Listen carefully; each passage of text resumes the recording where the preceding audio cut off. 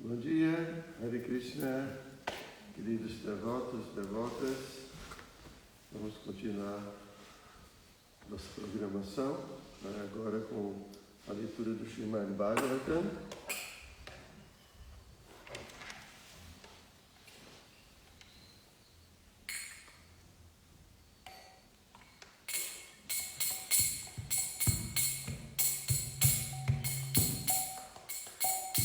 Jaya Radha Madhava Kunja Bihari. Jaya Radha Madhava Kunja Bihari. Jaya Radha Madhava Kunja Bihari. Jaya Radha Madhava Kunja Gopi Jana Vallabha Girivaradari. Gopi Jana Vallabha Girivaradari. Gopi Jana Vallabha Girivaradari. Gopi Jana Vallabha Girivaradari. Yashodanandana Raja Janarandana. Yashodanandanam Raja Janaranjana. Yashodanandana Raja Janarandana. Yashodanandanam Raja Janaranjana. Yamuna Tira Vanachari. Yamuna Tira Vanachari. Yamuna Tira Vanachari. Yamuna Tira Vanachari. Madhava Kunja Bihari. Jaya Radha Madhava Kunja Bihari. Jaya Radha Madhava Kunja Bihari. Jaya Radha Madhava Kunja Bihari.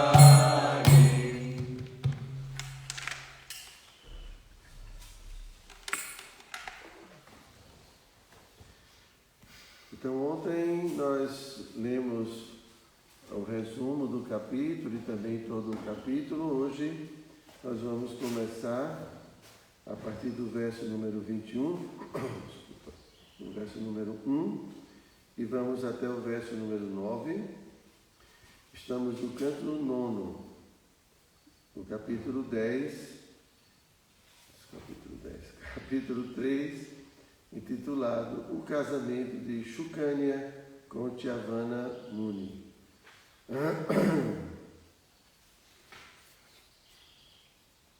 Então, o verso número 1. Om Namo Bhagavate Vasudevaya. Om Namo Bhagavate Vasudevaya. Om Namo Bhagavate Vasudevaya. Om Namo Bhagavate Vasudevaya. Om Namo Bhagavate Vasudevaya. Om Namo Bhagavate Vasudevaya. Shri Shuka Uvacha Sharyati Manavoraja Brahmistha Sambhabuvaha Yovangirasam Satre Dvitiyam Maha Uchivam.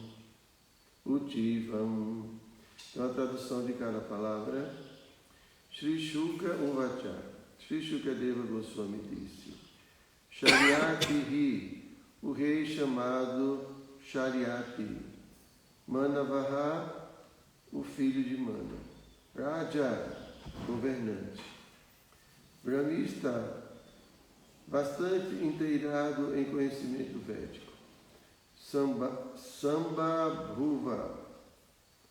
Assim ele tornou-se Yaha, aquele que vá, ou Angira são, dos descendentes de Angira, Satre, na arena de sacrifício.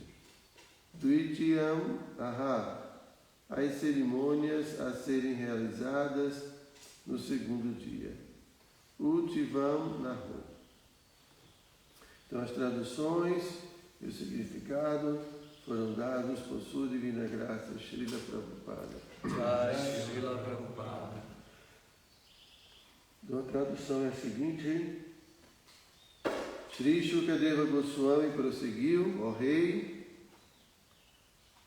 Shariati, outro filho de Manu, era um governante bastante inteirado no conhecimento védico. Ele deu instruções sobre as cerimônias que ocorrem no segundo dia do Yajna, a ser realizado pelos descendentes de Angira. Verso 2.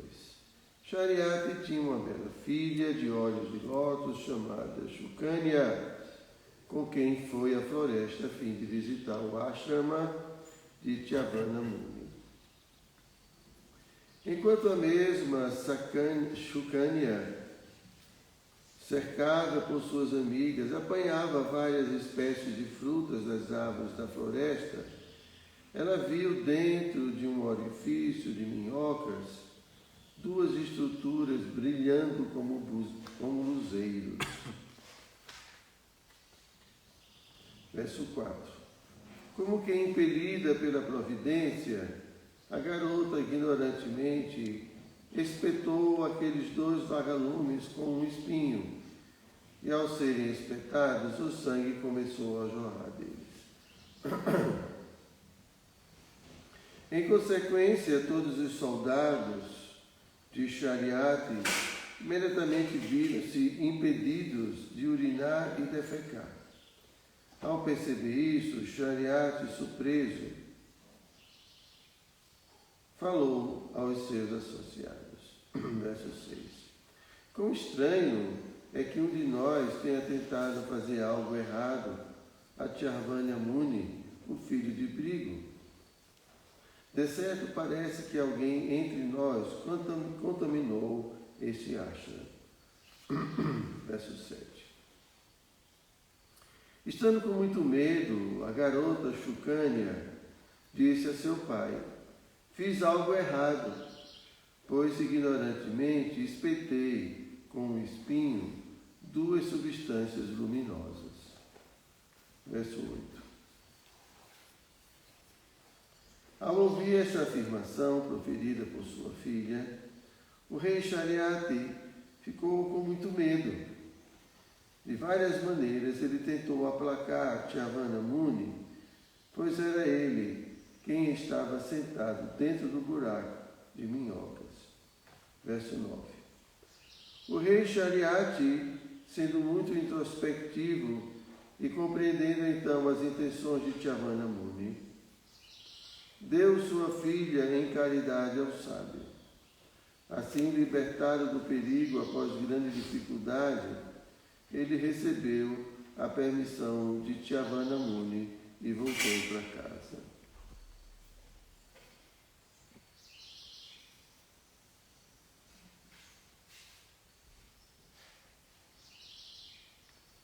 Então vamos ao significado de Srila Prabhupada. O rei, após ouvir a afirmação feita por sua filha, na certa disse ao grande sábio Tyavana Muni tudo sobre como, ignorantemente, sua filha cometera tal ofensa. O Muni, entretanto, perguntou ao rei se a filha era casada. Dessa maneira, o rei, entendendo as intenções do grande sábio Tyavana Muni, Tad Abhiprayam Agyaya, imediatamente deu ao Muni sua filha em caridade e escapou do perigo de ser amaldiçoado. Assim, com a permissão do grande sábio, o rei retornou à sua casa.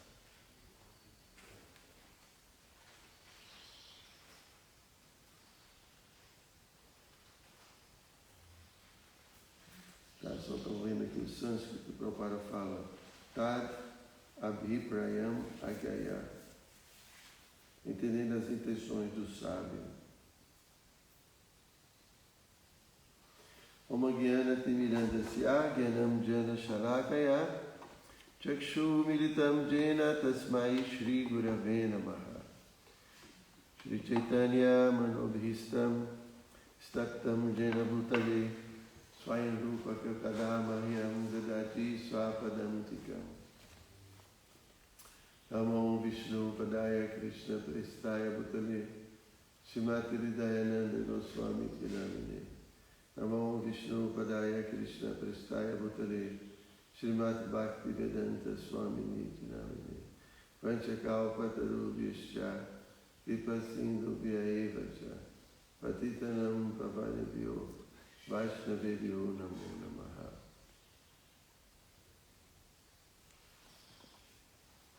Então, isso aqui é um tema, assim, um pouco interessante, né?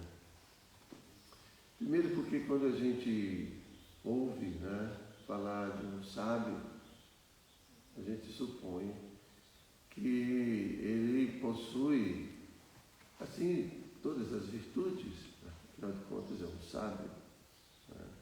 Virtudes como compaixão, como tolerância, né, paciência, né, empatia, tantas coisas. Mas é comum a gente ouvir aqui no Bhagavata, na literatura védica, pessoas muito eruditas e dotadas de bastante poder místico, né, mas que não têm tolerância, né, e às vezes carecem realmente de compaixão. Tu está com soninho, hein? Está dormindo tarde todo dia? Pode fazer um pouquinho que eu estou no pujar. Então é comum a gente ouvir do Vasa Muni, a gente vai ver daqui a pouco, e no passatempo, né, com Ambarisha Maharaj. O Vasa Muni é famosíssimo, né, pelos seus poderes, mas ao mesmo tempo, né, pela carência de paciência, né, não tem muita paciência. E Chaitanya Mahaprabhu, no Shikshashtaka, ele fala que a única forma de a gente se manter plenamente em consciência de Krishna, sempre cantando os santos nomes, para isso é preciso que a gente tenha humildade, que a gente tenha tolerância, que a gente tenha respeito. E ao que parece, né, é possível que uma pessoa desenvolva poderes místicos, desenvolva, né, certas capacidades, assim, mesmo intelectuais, e não serem dotadas de virtudes, algumas, né? Mas outras que são muito importantes, eles carecem, né? E a gente ouve na literatura védica também, né, de pessoas que praticam certos processos que são mecânicos, né? Processos de yoga, né, de controle dos sentidos, de controle da mente, como um processo material, né? Inclusive, mesmo hoje em dia, muitos ditos mestres de yoga, né, eles falam que yoga é uma coisa completamente material, de exercícios, de controle da mente. Claro, tem certas práticas de yoga que sim, né, que são muito mecânicas, né? Então as pessoas podem desenvolver certas qualidades, né, certas características, mas essas pessoas não necessariamente são dotadas de consciência de Krishna, dotadas das qualidades, né, que a alma, por sua natureza, possui. Então aqui a gente está vendo esse sábio, né? E assim, se formos analisar assim, mais friamente, né, o comportamento dele, né, aqui o rei, como é que é o nome dele? são nomes bem, né? O rei Shariate. O rei Shariate, quando ouviu a sua filha falar, né, que tinha cometido assim, uma violência, uma agressão, sem querer. Né? Então, e quando o rei percebeu toda a situação inauspiciosa, você se lembra, Pátrica? Que situação inauspiciosa foi essa? Eles não conseguiam urinar nem defecar. Imagine, uma coisa difícil, hein? Então o rei entendeu que alguma coisa tinha acontecido de errado, eles tinham cometido alguma ofensa contra o sábio, que eu já não me lembro mais o nome dele, Tchavana Muni. Alguma coisa aconteceu de errado. Então, Pátrica, se alguma coisa de errado está acontecendo na sua vida, é porque você está cometendo violências a Vishala, que é o representante de Prabhupada, a autoridade máxima aqui da Ecovida. Constipação, uma coisa assim. Às vezes os devotos não sabem porque estão com constipação. Ofensa ao Vishala. E o Vishala não perdoa. O Vishala não é tudo. Por isso que ele já lança a maldição. Só se der lasanha, Hã? Se der lasanha, ele perdoa. Bom, ele já tem uma esposa, então ele não pode ter outra, né, Prabhu? Então tem que ser lasanha, tem que ser outras coisas, assim, diferentes para... Então esse é o esquema. Então o rei, ele percebeu, ele estava no ashram do sábio, e todo mundo vai ficar com constipação, todo mundo vai ficar sem urinar. Bom, cometemos alguma ofensa contra o sábio. O sábio tinha bastante poder. Então o rei se aproximou do sábio. E aí é que a gente fica assim, né? Aí o sábio não pediu uma lasanha, ele ficou olhando para a esposa, para a filha do rei. Só que ele já era um velho. Ele já estava de um corpo muito velho. E ainda não aprendeu a lição, né, Prabhu? Assim, a gente poderia questionar isso, né? Claro que esses sábios, muitos deles, devido ao estágio em que eles estão, muitos deles assim, superaram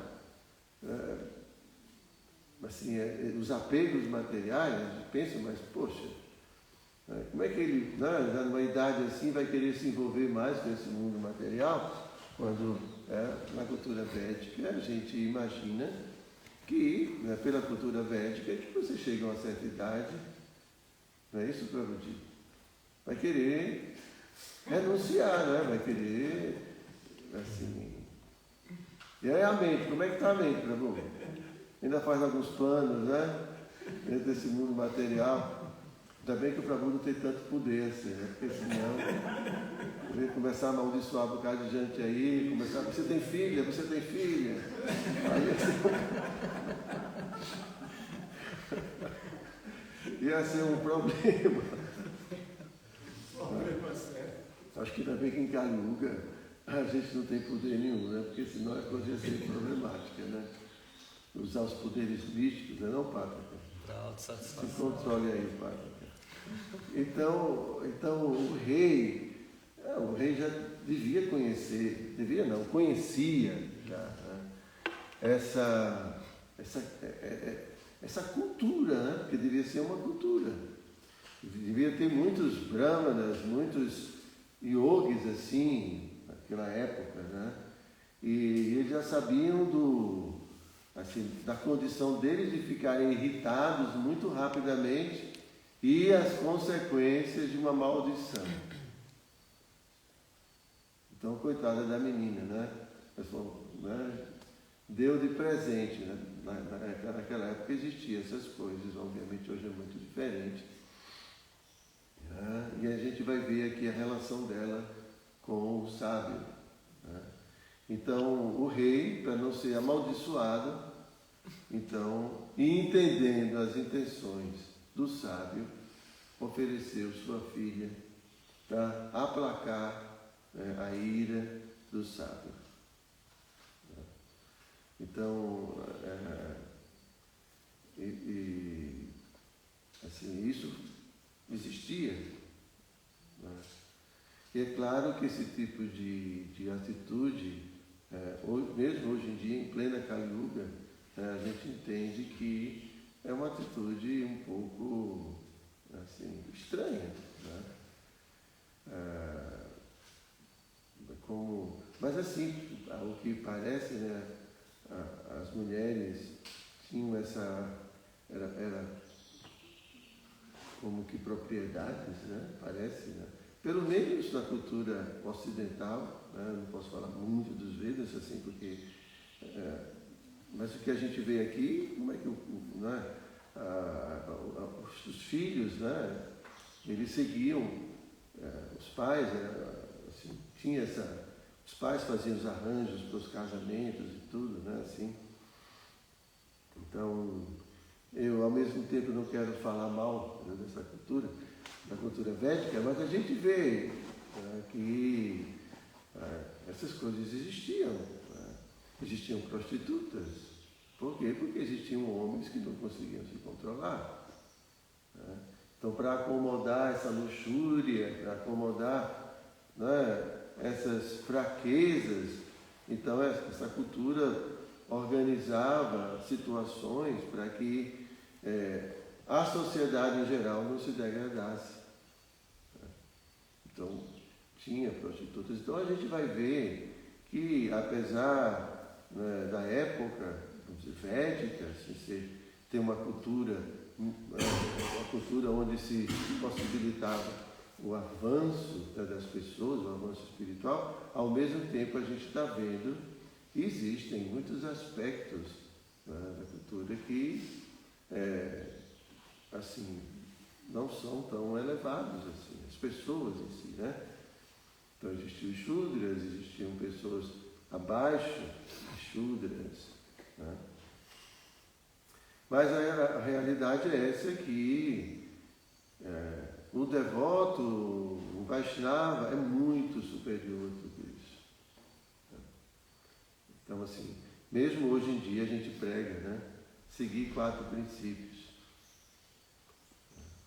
E a gente fala de seguir esses princípios, de não intoxicação, nada disso, né, de você ter um casamento com uma única esposa, né, quando naquela época os reis podiam ter muitas esposas. E se fala de princípios, princípios éticos e princípios morais, né, que aos nossos olhos, ao vermos assim essa passagem, a gente fica, né, não quero criticar, também não me amaldiçoar onde ele estiver por esse cima, mas ele podia ter desejado outra coisa, né? Ele podia ter desejado a perfeição, a autorrealização, a consciência de Deus, mas ele ficou olhando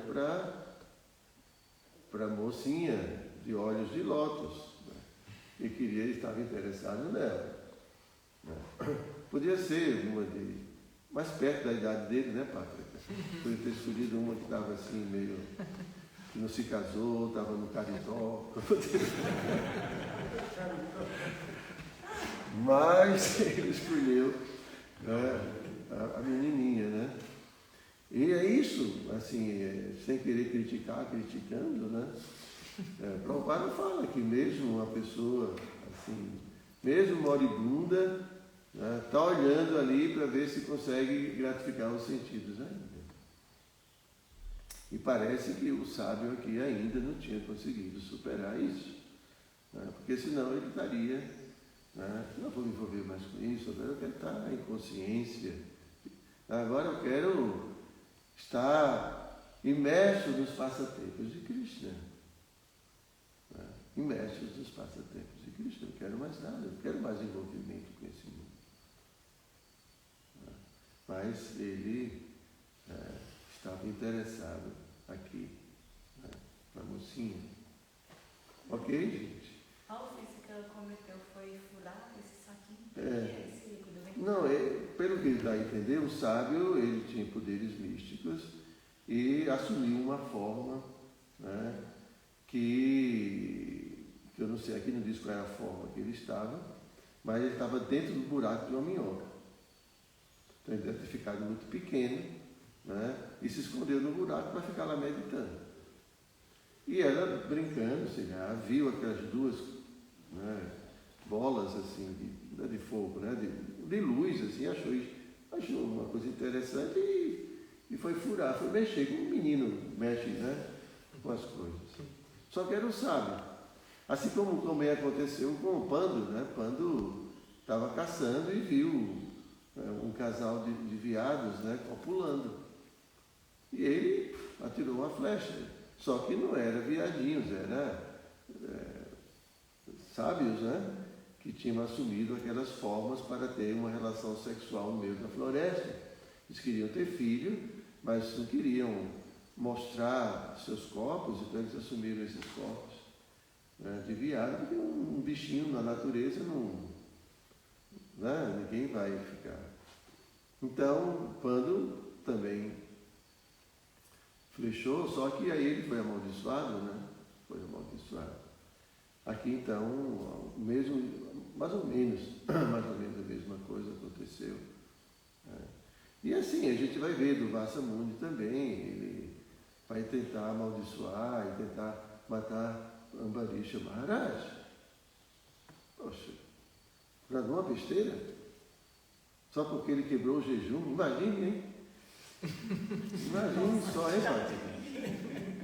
O cara quebrou o jejum antes de comer, você não comeu na minha frente, vou matar você agora, pelo amor de Deus. Eu acho que o barco está mais caído aqui, é mais tolerante que o barco, não é? É por isso é dito assim que muita austeridade torna as pessoas muito irritadas, se irritam por qualquer coisa. Então ficam muito assim. Então, é claro, ele tinha muito poder, mas não tinha nenhuma tolerância. De que adianta isso? É interessante, a gente estuda no Bhakti Rasamrita Sindhu que as qualificações para uma pessoa praticar Vaidhi-sadhana Bhakti é que ela nem é muito renunciada, né, nem muito apegada. Ela está ali no meio.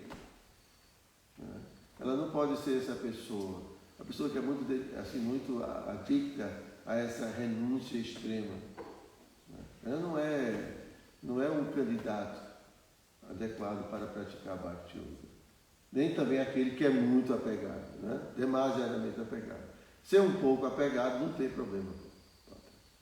Graças a Deus. Um pouquinho. Você está tão sério hoje, Vichala. O que você tem? Nada mais. Está compenetrado no serviço. Tem alguma pergunta? Não, Maharaj. Depois de tudo que eu falei.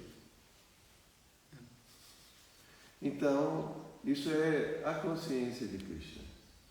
Consciência de Krishna, por isso que Prabhupada fala que um Vaishnava, ele é superior a um Brahmana. Um Vaishnava mesmo, né?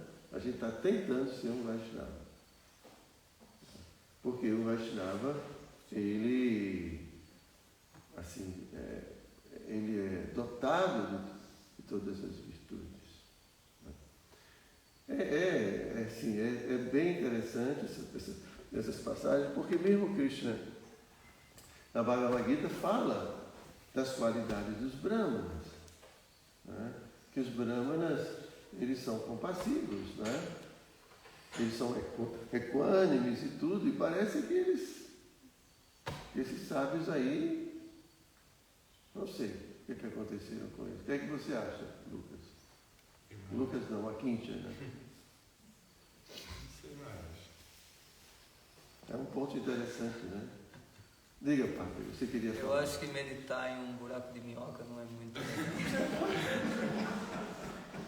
não eleva a consciência. É uma austeridade tão grande, né, Bruno? Deve ser frio, úmido, Ele estava super irritado e quando viu a mocinha ele tomou.